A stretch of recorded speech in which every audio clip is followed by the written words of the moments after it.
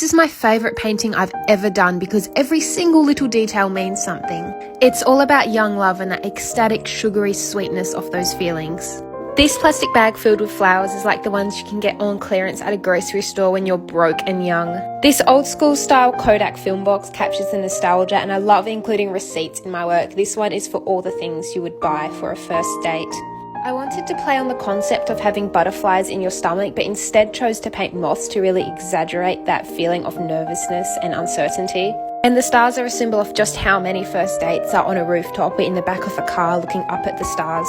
This little notebook detail was meant to look juvenile and messy. It represents how you're in class, daydreaming while doodling on your test sheet.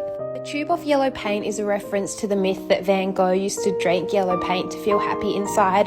It's kind of like you treating this person as your yellow paint. The first stage of flirting is sending someone songs you want them to listen to, which just say the things that you're too nervous to tell them. And the strawberries play on the idea of artificial sweetness and strawberry gum. I made this rainbow out of smudged oil pastels, and it plays into the idea of childhood and make-believe.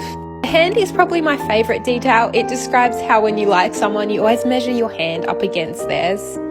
This detail is pretty self-explanatory. On one of my first dates with my girlfriend, we went into Target and bought a kilo bag of Skittles. Nothing makes your heart beat faster than seeing a text message end with an X for the first time. Of course, the love letters scribbled onto scrap pieces of paper and left around the house. There are so many more details I will leave up to your imagination to interpret, but I've turned it into a print so that everyone can enjoy it.